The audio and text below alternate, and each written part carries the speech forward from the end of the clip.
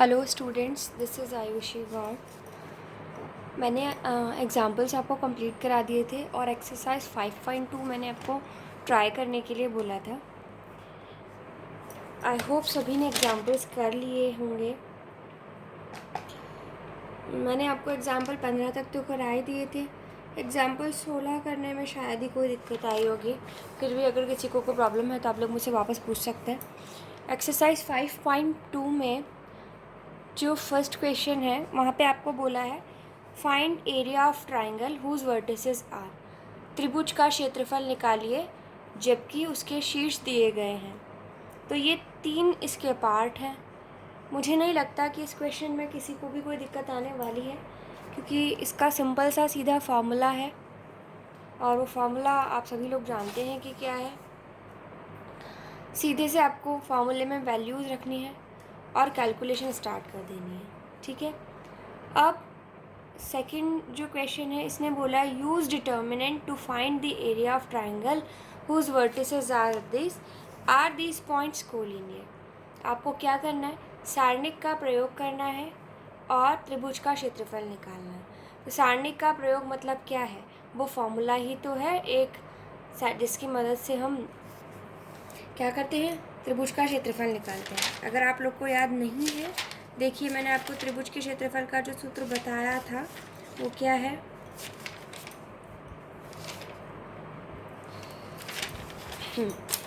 Same इसी तरह के क्वेश्चन है वो। 3 आपको शीर्ष दे रखे हैं वर्टिसेस, इस वाले सूत्र का आपको प्रयोग करना है और आपको एरिया निकालना है। इस सेकंड क्वेश्चन में आपको बोला है आर दीज पॉइंट्स कोलिनियर, क्या ये बिंदु संरेख हैं। तो जब आप त्रिभुज का क्षेत्रफल निकालेंगे और अगर वो 0 आ जाता है तो आप लिख देंगे कि त्रिभुज का क्षेत्रफल 0 है, area of triangle is 0, so points are collinear, अतः बिंदु संरेख है। लेकिन अगर त्रिभुज का क्षेत्रफल 0 नहीं आता है तो बिंदु संरेख नहीं होंगे। It means if area of triangle is not equals to 0 then these points are not collinear. ठीक है। नेक्स्ट जो है क्वेश्चन नंबर 3। जिन बच्चों ने क्वेश्चंस ट्राई किए हैं उनमें सिर्फ 2 ही प्रॉब्लम आ रही है, फिर भी हम उनके अलावा 1-2 क्वेश्चंस कर लेंगे।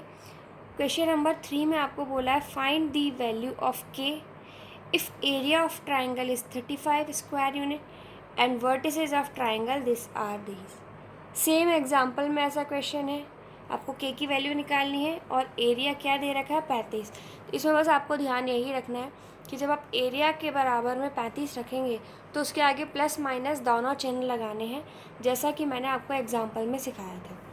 क्वेश्चन नंबर 4 में बोला है यूज़ डिटर्मिनेंट टू फाइंड के इफ़ पॉइंट्स आर कोलिनियर। अगर ये सारे बिंदु संरेख है तो आपको के का मान बताना है।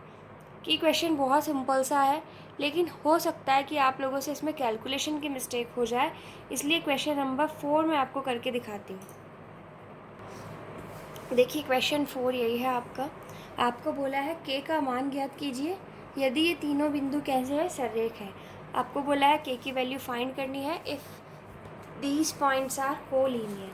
और पॉइंट्स अगर कोलिनियर होते हैं तो हमारी कंडीशन क्या होती है, संरेख कब होते हैं पॉइंट, यदि x1 y1 1, x2 y2 1, x3 y3 1 ये किसके बराबर हो, 0 के बराबर। मतलब त्रिभुज का क्षेत्रफल 0 के बराबर हो। त्रिभुज के क्षेत्रफल में यहाँ हाफ भी आता है, ये हाफ उधर मल्टीप्लाई होकर 0 हो जाएगा, इसलिए इस हाफ को हम नहीं लिखते जनरली। अब आपको क्या करना है, x1 y1 1 क्या है ये है आपका x1 y1, okay, x2 y2, x3 y3 is equals to 0।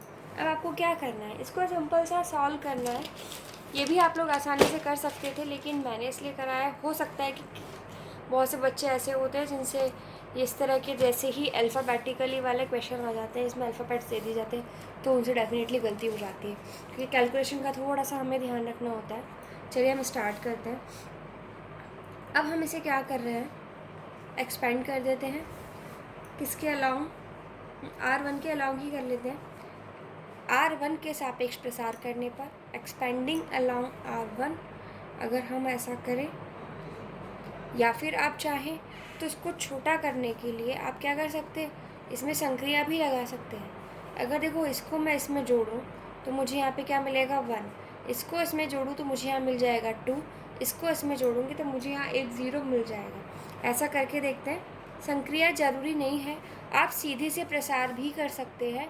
मैं संक्रिया सिर्फ इसलिए लगा रही हूँ क्योंकि मुझे लग रहा है कि संक्रिया लगाने से ये क्वेश्चन थोड़ा सा आसान हो जाएगा। ठीक है, सारे लास्ट तक मैं संक्रियाओं का यूज़ नहीं करूँगी, सिर्फ कुछ चीज़ें कैलकुलेट करने में इजी हो जाएंगी, इसलिए मैं संक्रिया लगा रही हूँ। संक्रिया में क्या लगा रही हूँ, R1 changes to R1 plus R2। R1 को मैंने बदला है किससे, R1 प्लस R2 से। तो ये क्या बन जाएगा, R1 में जब हम R2 जोड़ेंगे तो K से K कटेगा, यहाँ बचेगा 1, इसमें ये जोड़ेंगे तो ये बचेगा 2, 1 में 1 जोड़ेंगे तो ये बच जाएगा 2। और इसमें हमने कोई बदलाव नहीं किया है, इसलिए हम इसे ऐसे कैसे लिख दें, कुछ भी नहीं होने वाला है इससे, बस थोड़ा सा चेंज ये होगा कि K जो है वो रिड्यूस हो जाएगा, और हम जब कैलकुलेट करेंगे तो थोड़ा सा कैलकुलेशन इजी पड़ेगी हमें। ठीक है, अब हमें क्या करना चाहिए,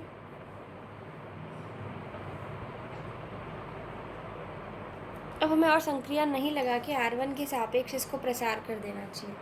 मैंने क्या किया, R1 के सापेक्ष प्रसार करने पर इंग्लिश वाले बच्चे क्या लिखेंगे, एक्सपेंडिंग अलोंग R1। तो ये क्या बनेगा, 1 into 2K minus 6 minus 2K। ठीक है, -2 minus K plus 1 minus 4 minus plus 2 minus K plus 1 6 minus 2K minus 2K into minus 4 minus K। ठीक है, चलिए आगे करते हैं हम। ये बन रहा है हमारा 2K माइनस 6 प्लस 2K, ये बन रहा है हमारा minus K plus 1 plus 4 plus K, ये बनेगा हमारा, इनको मल्टीप्लाई करेंगे तो हमें क्या मिलेगा, -6K minus minus plus 2K square plus 6 minus 2K। ठीक है, माइनस जब हमने किया, इसको इससे मल्टीप्लाई अगर हम करते हैं तो हमें क्या मिलेगा, माइनस माइनस प्लस का 8K माइनस माइनस प्लस में 2K स्क्वायर। अब यहाँ देखो 2K और 2K ऐड हो गए, इसके से एक कट गया, 2 और 1 4 और 1 5, तो ये आपका यहाँ पे बन रहा है 4K माइनस 6 माइनस का 2 इंटू 5 प्लस 2। अब देखो इसको कैलकुलेट कर दूँ मैं अगर, तो 8K में से 6K, देखो 6K माइनस का प्लस का 2K, 6 2 8, 8K से ये 8K कट जाएगा, और यहाँ पर है 2K स्क्वायर और 2K स्क्वायर मिलके क्या बन जाएगा, 4K स्क्वायर। ठीक है, इसके बाद में यहाँ क्या बच रहा है आपके पास में, 6 बच रहा है, तो इस 6 को हम लिख लेते हैं यहाँ पे +6 बराबर 0। ठीक है,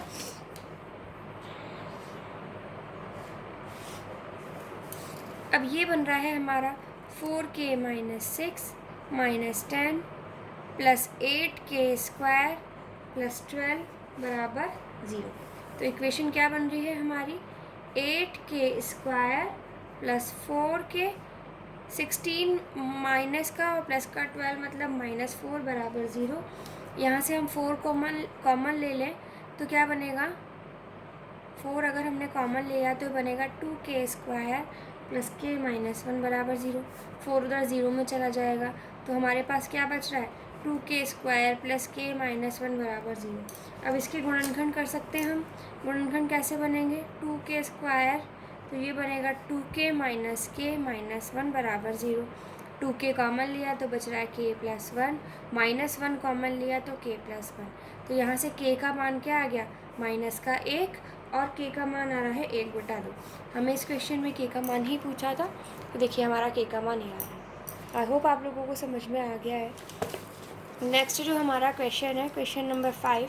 क्वेश्चन नंबर 5 में हमें बोला है if points 3, -2, x, 2, 8, 8 are collinear then find the value of x।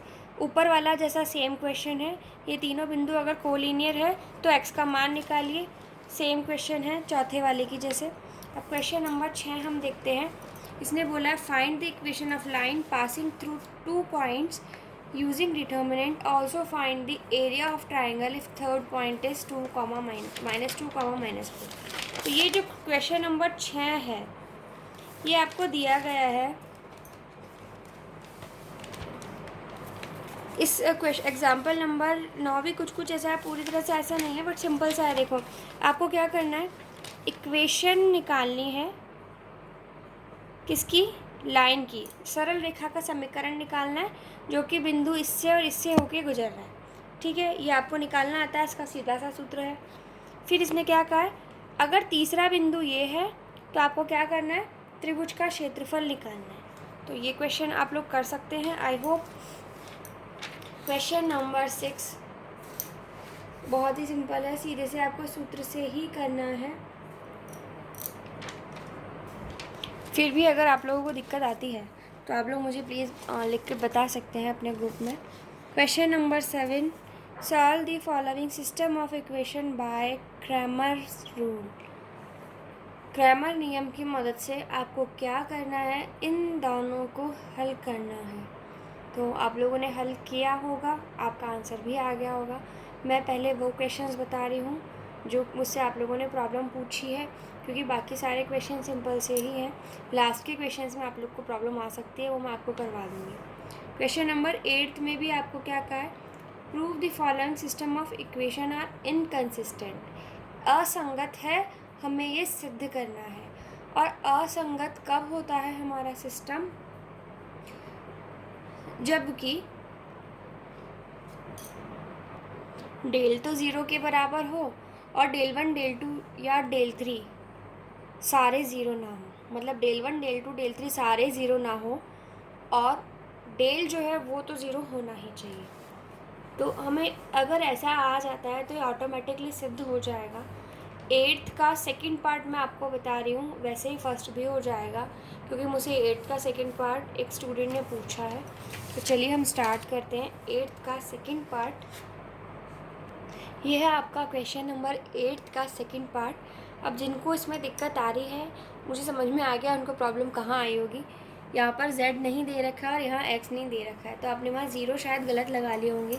देखो ये तीनों इक्वेशन दे रखी हैं, इन इक्वेशंस को क्या मैं इस तरह से लिख सकती हूँ, x + 6y प्लस, क्योंकि z नहीं है तो z की जगह 0 लिख दिया और 11 को उधर ले जाएंगे तो ये क्या बन जाएगा, -11। फिर यहाँ पर है 3x + 20y - 6z बराबर 3 को उधर ले जाएंगे तो क्या बनेगा, -3। यहाँ पर x का कोई कोफिशिएंट नहीं है तो हम इसे 0 मान सकते हैं। 0 - 18 0 माइनस नहीं है, 6y है प्लस का, 0 + 6y - 18z बराबर, अब ये प्लस का जो एक है उधर जाके क्या बन जाएगा, माइनस का 1। ठीक है, तो अब हमारा सिस्टम बना लिया है हमने प्रॉपर वे में। अब हमें क्या करना है, सबसे पहले निकालना है डेल। डेल का जो मान है वो क्या होगा, 1, 6, 0, 3, 20 - 6, 0, 6 माइनस का 18। ठीक है, हमें ये बताना है कि जो ये सिस्टम है, जो ये निकाय है, इनकंसिस्टेंट है, असंगत है। असंगत होने के लिए डेल का मान 0 आना चाहिए। तो चलिए हम इसको सॉल्व करते हैं। डेल का जो मान है, मैं इसको R1 के अलाउंग फर्स्ट पंक्ति के सापेक्ष प्रसार कर रही हूँ, तो ये बनेगा आपका 1 ×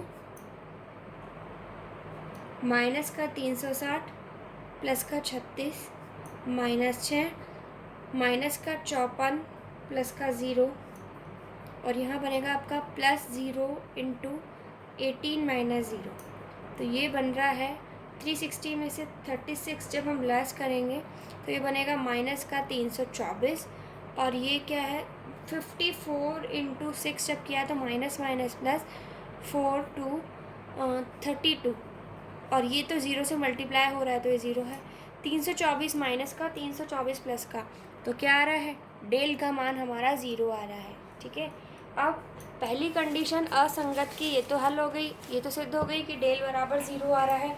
अब हमें क्या करना है, del one del two del three देखना है कि del one del two del three अगर सभी ज़ीरो नहीं आ रहे हैं, कोई एक भी अगर अशून्य नॉन ज़ीरो आ रहा है, तो इसका मतलब हल कैसा होना चाहिए, असंगत, इनकंसिस्टेंट। अब हमें क्या निकालना है, डेल वन निकालना है, और डेल वन निकालने के लिए हमें क्या करना होता है, डेल में फर्स्ट कॉलम को हटा दो, उसकी जगह -11 -3 -1 रख दो। तो जब हमने रखा -11 -3 -1, 6 20 6 0 -6 18, तो जब हम ये कर रहे हैं तो हमारा रिज़ल्ट क्या आ रहा है, -11 360 + 36,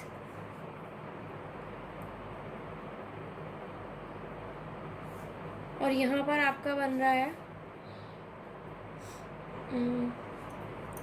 -6 -18 + 20, आगे ज़ीरो आ जाएगा, तो ये हो जाएगा -11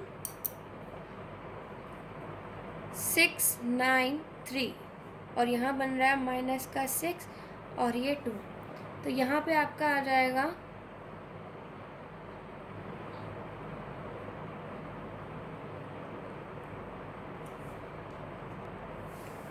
ज़ीरो यहाँ पे -18 है, मैंने इसको लिखने में गलती कर दी है, तो यहाँ पे माइनस आ जाएगा, तो इस जगह हमारा बनना चाहिए -360 + 36, तो यहाँ आएगा माइनस में 324। ठीक है, अब इसके बाद में फिर तो ये भी चेंज हो जाएगा, जब हम 6 के 54 बनेगा, सॉरी मैंने यहाँ छोटी सी मिस्टेक कर दी है कैलकुलेशन की, जब यहाँ 6 लेंगे तो क्या बनेगा, 54 - 6, 54 में से जब 6 लैस करेंगे तो यहाँ बनेगा आपका 48। प्लीज़ करेक्टेड, मैंने छोटी सी गलती कर दी थी, ये बन रहा है 48।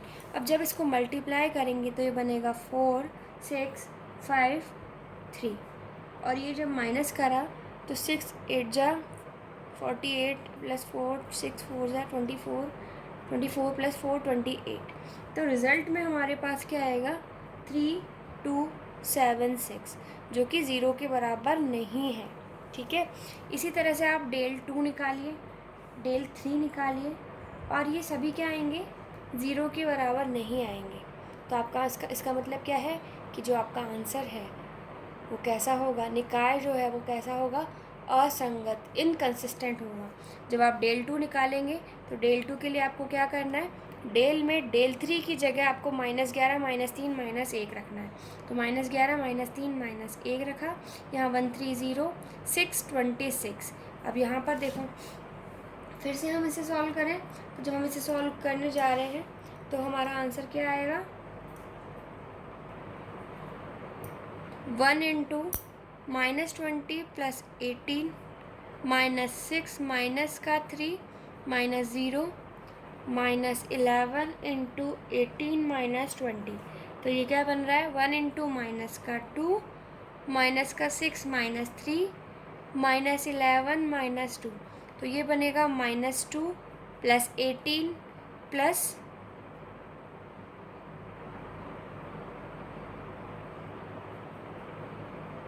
18 -0 है ये, तो यहाँ पर 18 ही रहेगा, तो ये बनेगा माइनस में 198, तो रिज़ल्ट क्या आ रहा है हमारा, माइनस में 182, जो कि ज़ीरो के बराबर नहीं है। देखिए डेल ज़ीरो आ गया, डेल वन ज़ीरो नहीं आ रहा है, और डेल टू भी ज़ीरो नहीं आ रहा है। कंडीशन क्या होती है कि del one del two del three सभी अगर ज़ीरो हैं तब तो अनंत हल होंगे, और इनमें से कोई एक भी ज़ीरो नहीं है या सारे ही ज़ीरो नहीं है, तो हमारा आंसर जो है वो कैसा होगा, नो सॉल्यूशन, मतलब असंगत हल होगा। अब जब हम डेल थ्री निकालेंगे तो डेल थ्री हमारा क्या है, 1 3 0 6 20 6, हमें क्या करना है, डेल की पहली वाली दोनों कॉलम तो एज इट इज़ लिखने, थर्ड वाले में हमें लिखना है -11 -3 -1।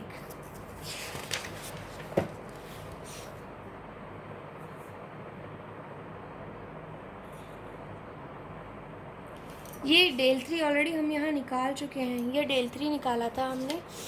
देखिए इस क्वेश्चन में थोड़ी ज़्यादा ही मुझसे मिस्टेक हो रही है। डेल की वैल्यू आपकी 0 आ रही है।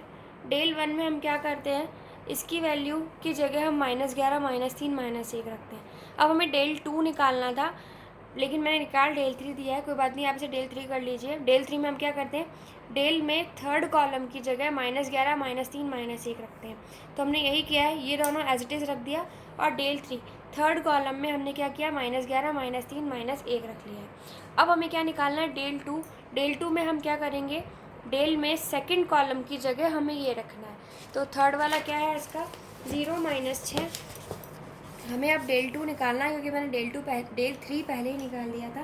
तो ये बनेगा आपका 1 3 0 0 -6 -18, और सेकंड कॉलम की जगह हमें क्या रखना है यहाँ पर, -11 -3 -1। ठीक है, जब हम इसको सॉल्व करेंगे तो क्या मिलेगा, 1 × 54 -6 + 11 × 54 -0 एंड +0। तो ये क्या मिलेगा, 54 -6 मीन्स 48 -594। तो आंसर आ रहा है हमारा माइनस का 546। इट मीन्स अब हम यहाँ क्या लिखेंगे, क्योंकि डेल बराबर 0 है, del 1 is not equal to 0, del 2 is not equals to 0 and del 3 is not equals to 0। अतः निकाय असंगत है तथा हल विद्यमान नहीं है। इंग्लिश वाले बच्चे क्या लिखेंगे, ये लाइन लिखने के बाद लिखेंगे, it means system is inconsistent and it has no solution. Okay, next जो हमारा क्वेश्चन है, question number 9, solve the following system of equation using determinant. Question number 9। अब देखो यहाँ पे लिखा है solve the system of equation by Cramer rule, solve the system of equation by determinant. आपको क्रैमर रूल कहे या डिटर्मिनेंट कहे, क्रैमर नियम कहे अथवा सारणिक के प्रयोग से हल करने को कहे, बात एक ही है। अगर आपको ये कहा जा रहा है कि निम्न समीकरण निकाय को क्रैमर नियम द्वारा हल करो, निम्न समीकरण निकाय को आप सारणिक द्वारा हल करो, तो इसका मतलब यही है दोनों में ही आपको क्रैमर नियम लगाना है। क्वेश्चन नंबर 9 और क्वेश्चन नंबर 10 बिल्कुल सेम है। इन चारों में से मैं आपको 10th का सेकंड पार्ट करवा देती हूँ, क्योंकि बाकी 3 तो सिंपल ही हैं। 10th का सेकंड पार्ट उन बच्चों को दिक्कत नहीं आएगी जिन्होंने 9th और 10th ढंग से पढ़ी है। बस छोटा सा एक चेंज करना है हमें, एक प्रतिस्थापन, एक सब्स्टिट्यूशन करना है, वो शायद आपको ध्यान नहीं आया है। 10th का जो सेकंड क्वेश्चन है उसमें हमें दिया गया है 2/x + 3, 2/x + 3/y + 10/z = 4, 4/x - 6/y + 5/z = 1, 6/x + 9/y - 20/z = 2। अब इसकी जगह अभी तक क्या चल रहा था, सिंपल आपको XYZ दे रखे थे। अब हमें क्या करना है, हमें सीधे से यहाँ XYZ नहीं दे रखा है, लेकिन हम ये चीज़ क्लास 9th और 10th में पढ़ के आए हैं।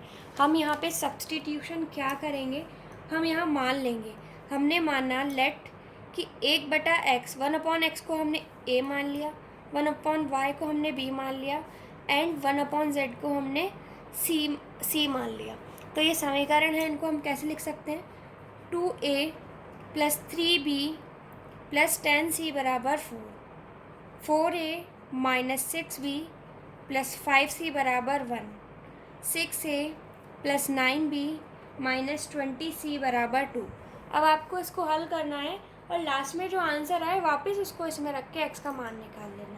अब देखो यहाँ से हमें सबसे पहले क्या करना होगा, हमें क्या बोला है, क्रैमर नियम ही लगाना है। तो सबसे पहले हम क्या करें, डेल का मान निकालते हैं। देखिए डेल हमारा क्या होगा, डेल बराबर है 2 4 6, 3 minus 6 9, 10 5 minus 20 बराबर क्या आना चाहिए? जब हम इसे सॉल्व करेंगे तो हमें मिलेगा 2 into 120 minus 45 minus 3 into minus 80 minus 30 plus 10 into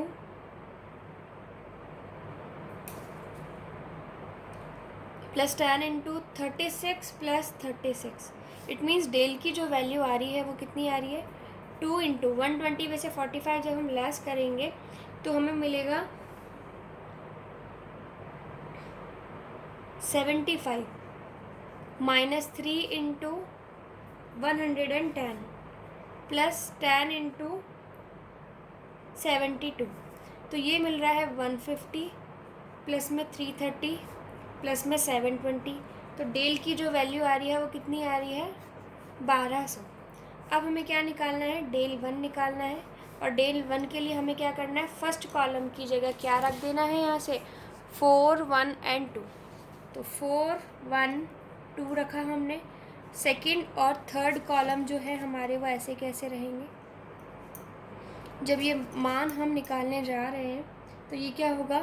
4 into 6 2 ज़ा 12 minus 45 minus 3 into minus 20 minus 10 plus 10 into 9 plus 12। तो ये हमारा बनेगा 4 इंटू 120 माइनस 45 जब हम करेंगे तो हमें मिलेगा फिर से 75। ये माइनस का 3 इंटू माइनस 30 प्लस का 10 इंटू ये बनेगा 21।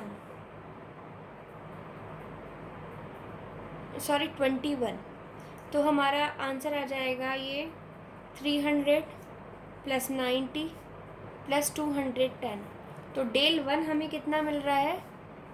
300 एंड 300 मिलके बन जाएगा ये 600। ठीक है। अब हमें क्या निकालना है? डेल 2। डेल 2 जब हमने निकाला तो हमें डेल 2 क्या मिल रहा है? डेल 2 में हम क्या करते हैं? इस डेल 1 में से फर्स्ट और थर्ड कॉलम तो ऐसा कैसा लिख लेते हैं और सेकंड कॉलम की जगह क्या आ जाएगा? 4 1 2। तो 2 4 6 10 5 माइनस 20 और इसकी जगह क्या आ जाएगा? 4 1 2। जब हम इसको सॉल्व करेंगे तो हमें क्या मिलेगा? मैं थोड़ा सा वीडियो को पॉज करके डेल 2 और डेल 3 फटाफट निकाल के लिख रही हूँ क्योंकि ये वीडियो बंद होने वाला है। देखिए, मैंने इसको R1 के सापेक्ष प्रसार किया और डेल 2 का जो मान आ रहा है वो क्या आ रहा है? 400। इसी तरह से मैं आपको डेल 3 भी लिख के बता देती हूँ। डेल 3 में हमें थर्ड कॉलम में लिखना है 142 और डेल 1 और डेल 2 की जगह एज इट इज़ इन्हें लिख के जाना है 4 2 4 6 3 माइनस 6 एंड 9। अब मैं इसे हल कर रही हूँ पॉज करके, फिर आपको डायरेक्ट रिजल्ट बता दूँगी। देखिए, डेल 3 हमारा आ रहा है 240। अब याद कीजिए कि हमारा सिस्टम कैसा है, संगत असंगत, ये सब चीज़ें मैंने आपको लिखवाई थी। हमारा डेल 1 क्या आ रहा है? 0 के बराबर नहीं आ रहा है, 1200 आ रहा है। डेल 1 देखो, डेल जो है 0 के बराबर नहीं आ रहा। डेल 1 डेल 2 डेल 3 तीनों ही 0 के बराबर अगर नहीं आते हैं तो ऐसे कंडीशन में जो हमारा सॉल्यूशन है वो कैसा होता है?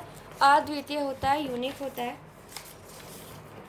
Del is not equals to 0, del 1 is not equals to 0, del 2 is not equal to 0 and del 3 is not equals to 0। अतः हल अद्वितीय है। इंग्लिश वाले क्या लिखेंगे? So solution is unique.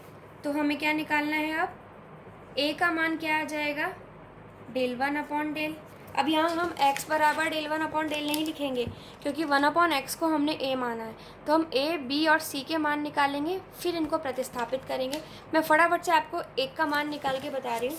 देखिए, हमने a की वैल्यू क्या है? डेल 1 अपॉन डेल, और हमारा डेल 1 कितना आ रहा है? 600 आ रहा है और डेल कितना आ रहा है? 1200। देखिए, डेल 1 आ रहा है हमारा 600 और डेल आ रहा है 1200। इसका मतलब क्या हो गया कि a का मान किसके बराबर है? 1/2 के, और a को हमने किसके बराबर माना है? 1/x के। तो 1/x किसके बराबर होगा, 1/2 के। इसका मतलब इनको अगर मैं पलट दूँ तो x किसके बराबर है, 2 के। इस तरह से हमने x का मान निकाल लिया। अब मैं निकाल रही हूँ b का मान, वो किसके बराबर होता है, डेल 2 अपॉन डेल b कितना है, 400/112, इसका मतलब 1/3। तो b बराबर किसके माना है हमने, 1/y के। तो 1/y किसके बराबर है, 1/3 के। इसका मतलब y का मान कितना आ गया है, 3। इसी तरह से मैंने c हमारा होता है डेल 3 अपॉन डेल, ये आ रहा है 240/1200, इसका मतलब 1/5। तो सी को हमने माना है 1/z, इसका मतलब ये 1/5 के बराबर है। तो z का मान यहाँ से आ गया 5। तो हमने हल कर लिया है, x, y और z के जो मान है हमें 2, 3 और 5 मिल गए। आप इसके आगे के क्वेश्चंस ट्राई कीजिए। तब तक के लिए थैंक यू स्टूडेंट्स।